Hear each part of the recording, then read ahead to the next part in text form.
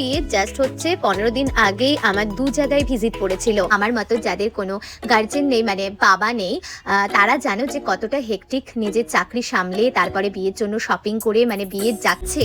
মা চোখের সামনে কত কাজ করে গেছে।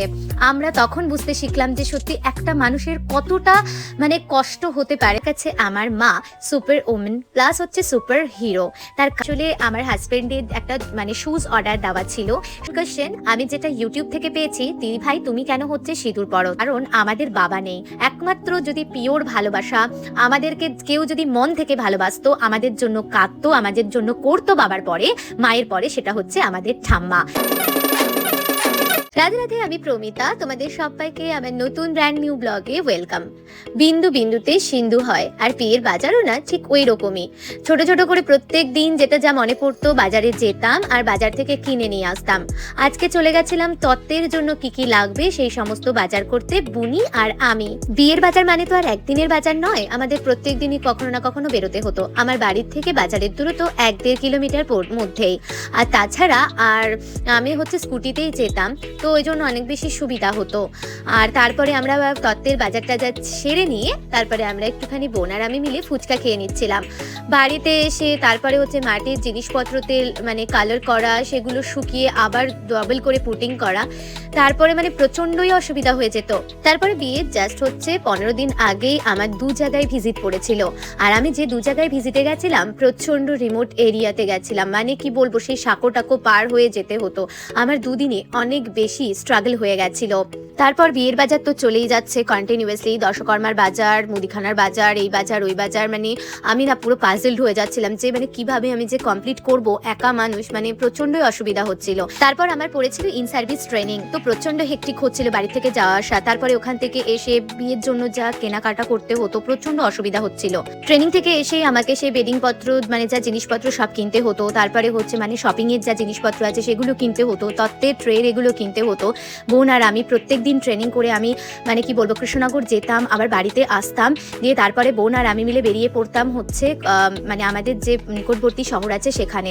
মানে প্রচণ্ড আমাদের না চাপ হয়ে যেত, মানে প্রত্যেক দিন আমি ট্রেনিং করে আসতাম, বাড়িতে ফিরতাম, আর তারপরে আমাকে আর আমার বোনকে বেরিয়ে যেতে হতো। এই তত্ত্বের জিনিসগুলো কিন্তু একবারে কেনা হয়নি, কিছু জিনিস কলকাতা থেকে কেনা আছে, কিছু জিনিস হচ্ছে আমার নিকটবর্তী শহর থেকে কেনা আছে, কিছু জিনিস কৃষ্ণনগর থেকে কেনা আছে। মানে প্রত্যেক দিন একটা করে মনে পড়তো আর আমরা একটা করে জিনিস কিনতে থাকতাম। কি করব, এর আগে যে আশীর্বাদের তত্ত্বগুলো আমরা গুছিয়েছিলাম সেগুলো আশীর্বাদের মোটামুটি ম্যাক্স টু ম্যাক্স 1 মান্থ আগে আমরা গুছিয়ে ফেলেছিলাম, কিন্তু বিয়ের এই তত্ত্বগুলো আমরা না এত তাড়াতাড়ি পারিনি, মাত্র বিয়ের 3-4 দিন আগেই আমরা কমপ্লিট করেছি। মানে কোনোদিন হচ্ছে ট্রেগুলো সাজিয়ে রেখেছি, তারপরে কোনোদিন হচ্ছে তত্ত্বসূচি রেডি করেছি। তোমরা এখানে যে ভিডিওগুলো দেখতে পাচ্ছ সেগুলো আমাদের কিন্তু একদিনের ক্লিপস নয়, এটা অনেক কদিনের ক্লিপস যেগুলো আমরা টাই আপ করে একটা ব্লগ আকারে বানিয়েছি।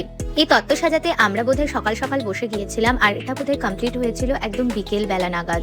মানে সত্যি বলছি, এতটা মানে চাপের বিষয় আমার মনে হচ্ছিল যে এর থেকে অনেক বেশি সহজ হচ্ছে পড়াশোনা করা। মানে আমার এত বেশি ধৈর্য মানে নেই যে এই তত্ত্বের ট্রেগুলো বসে বসে আমি এতক্ষণ ধরে সাজাচ্ছিলাম। মানে পড়াশোনা করতে আমাকে যদি বই নিয়ে যদি 24 ঘন্টা বসিয়ে রাখা যায় তাহলে আমার মনে হয় ওটা অনেক বেশি ইজি, কিন্তু এই তত্ত্বের ট্রে যে আমি ওই 4-5 ঘন্টা বসে করেছি, মানে একদিনে তো হয়নি, আজকে 4-5 ঘন্টা বসছি, কালকে 2 ঘন্টা বসছি, কালকে তারপরে আবার 1 ঘন্টা বসছি, এইভাবে আমরা তত্ত্বের ট্রে কমপ্লিট করেছি। তাও আমার বোন ফুললি আমাকে মানে সহযোগিতা করে গেছে। যারা চাকরি করো আর তার পাশাপাশি তোমাকে তোমার নিজের কাজ নিজেকেই করে নিতে হবে, বা আমার মতো যাদের কোনো গার্জেন নেই, মানে বাবা নেই, তারা জানো যে কতটা হেক্টিক নিজের চাকরি সামলে তারপরে বিয়ের জন্য শপিং করে মানে বিয়ের যা কিছু আছে সেগুলোকে কমপ্লিট করা। তবে এই যে বিয়ের জন্য যে ফুল জার্নিটা, শপিং এর, তারপরে বিয়ের নানা রকম জিনিসপত্র কেনা, বিয়ের জন্য যা তোড়জোড় যেটার মধ্যে দিয়ে আমি গেছি, তো এই জার্নিটা আমার যেমন অনেক বেশি কঠিন লেগেছে, তেমন আমি এই জার্নিটা থেকে অনেক কিছু শিখতে পেরেছি। মানে নিজের বিয়ের সব কিছু নিজে দায়িত্ব করে, এবং সেটা অবশ্যই মা বোন সহযোগিতা করেছে, কিন্তু বাইরেটা আমাকে সম্পূর্ণই করতে হয়েছে। তার কারণ হচ্ছে যেহেতু আমার বোন বাইরের এর বাজার টাজার এগুলো কোনো কিছুই ও করতে পারে না, মানে পারে না মিনস হচ্ছে যেহেতু আমি আছি তো সেই জন্য ও খুব একটা করতে চায় না, গেলেও আমার সাথে ওকে যেতে হবে, ও একা কোনো কিছু করতে পারবে না। তোমরা জানলে হয়তো অবাক হয়ে যাবে, আমার বোন এখন ওই 22-23 এজ ওর। আমার বোন এখনো পর্যন্ত মানে একটা ছোট জামা কিনলে বা চুলের যদি একটা ক্লিপও কেনে সেটাও আমার পছন্দের কেনে। মানে আমি ওকে বলি যে তুই এবার একটু ধীরে ধীরে শেখ মা, সবসময়ের জন্য পসিবল নয়, তুই এখন অ্যাডভোকেট হয়ে গেছিস আর কোনো স্টুডেন্টও নয়, তো একটু বড় হয়েছিস। কিন্তু না, ও আমাকে বলে যে আমার ভালো লাগে না, তোর পছন্দেই আমাকে সবকিছু করতে হবে। বাবা বেঁচে থাকতে আমি অতটা বেশি ফিল করতে পারিনি, তখন মনে হতো যেন সবকিছু ম্যাজিকের মতো হয়ে যাচ্ছে, তার কারণ বাবা ছিল, মা ছিল। তো কোনোদিন সেইভাবে বোঝবারও চেষ্টা করিনি যে জিনিসগুলো কিভাবে হয়ে যাচ্ছে, কিভাবে ম্যাজিকের মতো হয়ে যাচ্ছে।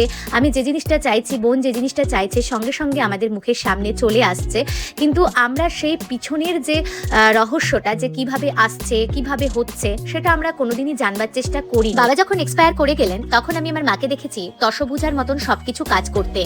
তখন মনে হতো যে মা কি করে এতগুলো কাজ করতে পারছে। যেরকম মা বাইরের কাজগুলো করতো তেমন ভেতরের কাজগুলো করতো, বাড়ির ভেতরের। যেমন হচ্ছে বাইরে যেমন সবজি বাজার, মুদিখানা বাজার, রেশন, তারপরে হচ্ছে আমাদের টিউশনে দিয়ে আসা, টিউশন থেকে নিয়ে আসা, স্কুলে দিয়ে আসা, নিয়ে আসা, প্লাস হচ্ছে বাড়ির যা যা সাংসারিক কাজকর্ম থাকে সেগুলো আমাদের মানে খেতে দেওয়া থেকে শুরু করে খাওয়ানো থেকে শুরু করে ইচ অ্যান্ড এভরিথিং। আমরা শুধু ভাবতাম যে মানে কি করে মা পারছে, মা চোখের সামনে কত কাজ করে গেছে। আমরা তখন বুঝতে শিখলাম যে সত্যি একটা মানুষের কতটা মানে কষ্ট হতে পারে, কতটা স্ট্রাগল হতে পারে। কেননা আমার মাকে যেমন মায়ের রোলটাও প্লে করতে হচ্ছিল, তেমন সাথে সাথে আমার বাবা যেহেতু ছিল না, সেজন্য বাবার রোলটাও আমার মাকেই প্লে করতে হতো। যেমন ব্যাংকের কাজ করতো মা, হচ্ছে সমস্ত কিছু, তেমন আবার বাড়ির কাজ করতো, তেমন আমাদের পড়তে বসানো, পড়ানো, ইচ অ্যান্ড এভরিথিং। আমার মা বরাবরের জন্যই পড়াশোনা অনেক অনেক বেশি ভালোবাসে। আমার মা মানে কোনো দিন শুধু আমাদের দুজনের জন্য, আমরা পড়াশোনা করব, আমরা বড় হব, আমরা চাকরি বাকরি করব, নিজের পায়ে দাঁড়াবো, তো সেই জন্য আমার মা কোনো দিন টিভি দেখেনি। আজকে আমার 25 এজ হয়ে গেল, আমার মাকে আমি কোনোদিন আজ পর্যন্ত টিভি দেখতে দেখিনি। আমার মা একটু পঞ্জিকা পড়ে, নইলে আমার মা একটু পেপার পড়ে, মানে নিউজ পেপার, নইলে একটু গল্পের বই পড়ে, কিন্তু আমার মা কোনো দিন টিভি দেখেনি। তো আমি মনে করি আজকালকার সময়ে আমি সবাইকে, মা কাকিমাদের দেখি আশেপাশে যে তারা সবাই একটু সন্ধ্যা হলেই সিরিয়াল দেখে, মনোরঞ্জনের জন্য একটু মানে সিনেমা দেখে, কিন্তু আমার মা এই স্যাক্রিফাইসটা করেছিল। ওই জন্য আমাদের দুজনেরই, আমার এবং আমার বোনের, কোনো রকম টিভি দেখার প্রতি কোনো নেশা নেই। সবার কাছে সবার মাই হচ্ছে সুপার ওমেন, কিন্তু আমার কাছে আমার মা সুপার ওমেন প্লাস হচ্ছে সুপার হিরো। তার কারণ একটা সিঙ্গেল মাদাররাই জানে যে কি পরিমাণ মানে পরিশ্রম করে, কি পরিমাণ স্ট্রাগলের মধ্য দিয়ে দুই মানে সন্তানকে, তাও আবার কন্যা সন্তান, তাদেরকে মানে ফ্লোয়ের এগেনস্টে নিয়ে গিয়ে পড়াশোনা করিয়ে তাদেরকে এস্টাবলিশড করানোটা কতটা ডিফিকাল্ট। আজকে আমার বোন আর আমি আজকে যা কিছু, সেটা সম্পূর্ণ হচ্ছে আমার মায়ের জন্য, আর তার সঙ্গে সঙ্গে রাধা মাধবের অশেষ অশেষ কৃপার কারণে আমরা আজকে এখানে আসতে পেরেছি। তত্ত্বের ট্রেগুলো বলতে বলতে অনেকটাই গোছানো হয়ে গেছে। আসলে জানো তো, এত এত কথা আমার জমানো আছে, যেগুলো আমি মনে করি যে আমার না সব কিছু তোমাদের সাথে শেয়ার করা উচিত। তার কারণ আমার মনে হয় তোমাদের মধ্যে থেকে একজন হলেও মোটিভেটেড হবে, একজন হলেও তোমাদের কারোর ভালো হবে।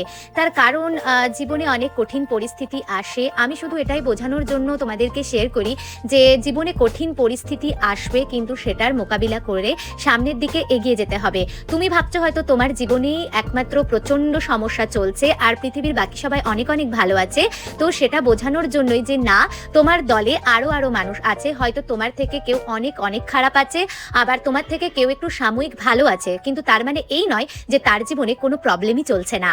তোমরা সবাই এই তত্ত্বের ট্রেগুলো দেখে অবশ্যই জানিও তো কিরকম মানে প্যাকিং হয়েছে। আমি আর আমার বোন মিলে অনেক পরিশ্রম করে এটা আমরা লাস্ট অবধি করতে পেরেছি। এই কটা তত্ত্বের ট্রে নয়, এর সঙ্গে আরো তত্ত্বের ট্রে আছে, তবে আমরা যেদিনকে বসেছিলাম সেদিনকে আমরা এই কটা তত্ত্বের ট্রে গুছিয়ে উঠতে পেরেছিলাম। তারপরে আসলে আমার হাজবেন্ডের একটা মানে শুজ অর্ডার দেওয়া ছিল, সেটা তখনও পর্যন্ত এসেছিল না। তারপরে আমার একটা যেটা শাড়ি, যেটা আমার বাড়ির থেকে যাবে ওই বাড়িতে ফুলসজ্জার, সেটাও হচ্ছে আমার শাড়ির ব্লাউজটা তৈরি হয়েছিল না, সেই জন্য আমার ট্রেটা রেডি করা হয়নি। তারপরে ছিল ফল, মিষ্টি, আরও অনেক কিছু, যেগুলো তো আমার যে যেদিন তত্ত্ব যাবে তার আগের দিন সেগুলো মানে আমার বাড়িতে ডেলিভারি দিয়ে যাবে, তারপরে আমার মা সেটা গুছিয়ে নিয়ে যাবে। এখানে আমার বেডিং পত্রের কিছু জিনিসপত্র কেনা হয়েছিল, তো সেগুলোই আমি আর আমার বোন মিলে সেগুলোকে গুছিয়ে নিচ্ছিলাম। মোস্ট কমন কোয়েশ্চেন আমি যেটা ইউটিউব থেকে পেয়েছি, দিদি ভাই তুমি কেন হচ্ছে সিঁদুর পরো, তোমার বিয়ের অনুষ্ঠান তো এখনো হয়নি। হ্যাঁ, আমার এখনো বিয়ের অনুষ্ঠান হয়নি। আমার 9th অক্টোবর 2024-এ আমার রেজিস্ট্রি ম্যারেজ হয়েছিল, আর আমার বিয়ের ডেট ফিক্সড করা হয়েছিল সোশ্যাল ম্যারেজের জন্য 6th ফেব্রুয়ারি 2026। কিন্তু আমার ঠাম্মা অনেক বেশি এজেড ছিল, 95-96 আমার ঠাম্মার এজ ছিল। তো যাতে আমার অনুষ্ঠানটা কোনোভাবে পোস্টপন্ড না হয়ে যায়, কেননা যেহেতু আমার 1 ইয়ারের বেশি টাইম ছিল হাতে বিয়ের জন্য, তো সেই জন্যই হচ্ছে আমার মন্দিরে সিঁদুরদানটা হয়ে গিয়েছিল, যাতে আমি অনুষ্ঠানটা যে নির্দিষ্ট টাইমে আছে আমি সেই নির্দিষ্ট টাইমে করতে পারি।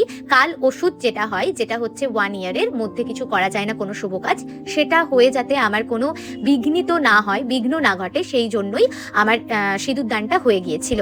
আনফর্চুনেটলি আমিও মানে ঠাম্মা আজকে আর আমাদের মাঝে নেই, আর আজকে আমার বিয়ের অনুষ্ঠান।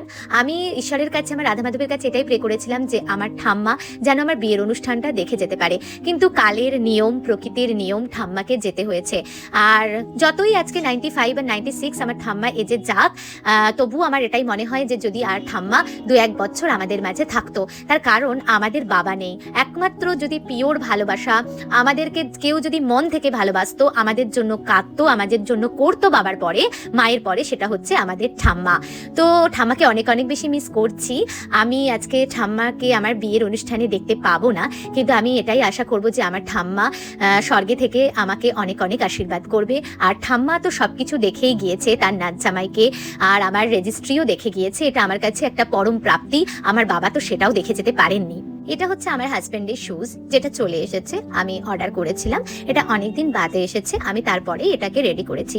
আর এটা হচ্ছে আমার মা আমাকে শাড়ি, ব্লাউজ এগুলো দিয়েছে। ওটা হচ্ছে আমাদের নিয়ম আছে যে ফুলসজ্জার শাড়ি, তারপরে ফুল, এগুলো আমাদের বাড়ির থেকে পাঠাতে হয়, তো সেটাও আমি ট্রেতে রেডি করে নিয়েছি।